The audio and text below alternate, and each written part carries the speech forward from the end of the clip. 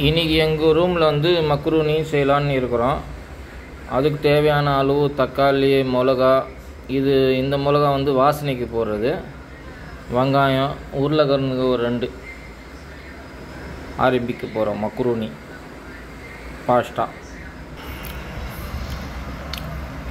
வெங்காயம், பச்சை மிளகா, தக்காளி, உருளைக்கிழங்கு, இது வந்து பஜ்ஜிக்கு போகிற மிளகா, வாசனைக்கு போடலாம். மக்ரூனிக்கு நல்லாயிருக்கும். நல்லா மெலிசாக கட் பண்ணி வச்சுக்கிறோம்.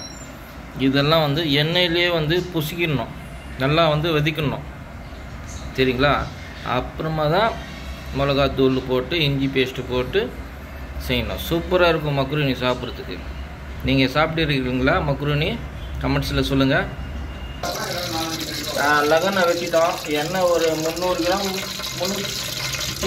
300 கிராம் ஃபுல்லாக போட்டுக்கிறோம் நினைக்கிறேன். தோராயமாக கம்மியாக தான் இருக்கும்.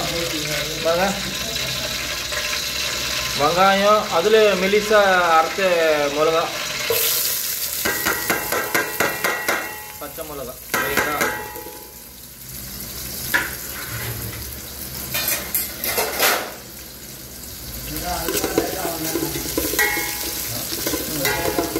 எண்ணெய் வந்து கம்மியாக தான் போட்டுக்கிறேன். ஒரு 50 கிராம் இருக்கும்னு நினைக்கிறேன். 300 கிராமெல்லாம் கிடையாது, சரிங்களா? தோராயமாக போகிறது எல்லாம். இஞ்சி பூண்டு பேஸ்ட்டு,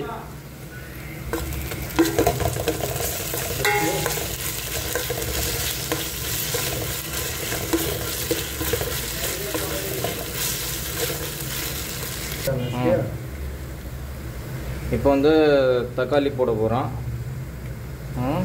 நல்லா மெலிசாக அறுத்து வச்சுக்கணும் தக்காளி.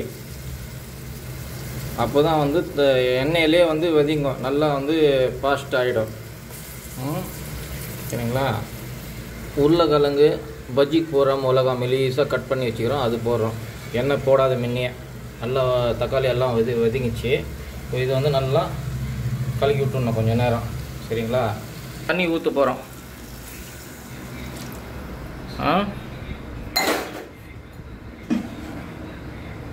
இன்றைக்கி வந்து என்னுடைய டன்னு ரூமில் சமைக்கிறது. இது ஒரண்டியாகவே சமைக்கணுன்னா கொஞ்சம் இப்படி தான் இருக்கும். நான் வந்து 1 கிலோவுக்கு வந்து 5 கிளாஸ் தண்ணி ஊற்றுறேன்.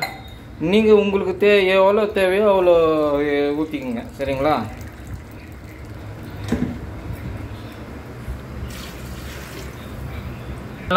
தண்ணியெல்லாம் ஊற்றிட்ட அப்புறமா நீங்கள் வந்து உப்பு காரம்லாம் கரெக்டாக இருக்கான்னு பார்த்து அதுக்கு தகுந்த மாதிரி நீங்கள் எக்ஸ்ட்ரா ஏதாவது சேர்க்கணுன்னா சேர்த்துக்கலாம், சரிங்களா? இப்போ நான் வந்து 1 கிலோவுக்கு 5 கிளாஸ் தான் தண்ணி ஊற்றுவேன். உங்களுக்கு எவ்வளோ தேவையோ அவ்வளோ ஊற்றுங்க. மக்ரூனி எப்போவுமே வந்து கவர்லேருந்து டைரெக்டாக வந்து போடக்கூடாது, சரிங்களா? இது மாதிரி பிரிச்சுட்டு செக் பண்ணிக்கணும், ஏதாவது இருக்கா இல்லையா. ஒரு தாட்டி கம்பெனிலேருந்து வரும்போது ஏதாவது இருக்கலாம், இல்லாமல் கூட போகலாம்.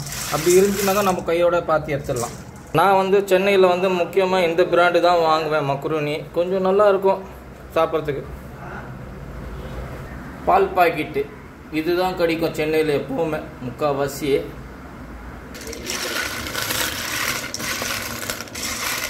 இதோட ஃபஸ்ட் குவாலிட்டி மக்ரூனி எல்லாம் வருது.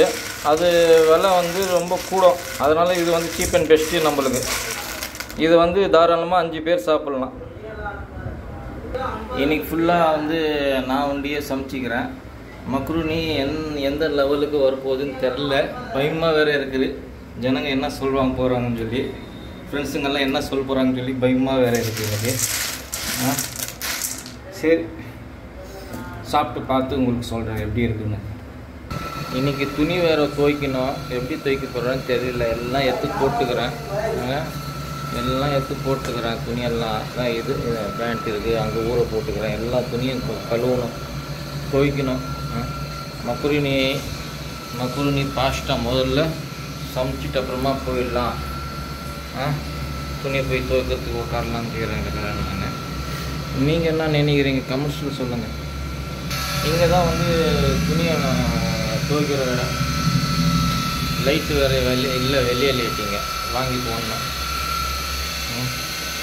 ஆனால் வெளியே வந்து ஊரை விட்டு ஊர் வந்து வேலை செய்கிறது சில நேரத்தில் தான் நல்லா நிம்மதியாக இருக்கும். ஆனால் பல நேரத்தில் வந்து மன உளைச்சலாக இருக்கும். ரொம்ப அழுகிற நிலைமைக்கு போயிடுவாங்க மக்களுங்க. இங்கெல்லாம் வேலை செய்கிற மக்களுங்க வந்து கொஞ்சம் போய் வர வரைக்கும் நல்லா கொதிக்குது பாருங்கள். இந்த மாதிரி கொதிக்கிற நேரத்தில் தான் மக்ருனி கொஞ்சம் கொஞ்சமாக போடணும், சரிங்களா? அப்படி இருக்கு உள்ள நல்லா கிண்டிட்டு அப்புறமா போட்டுக்கலாம். நல்லா கலக்கி விடணும்.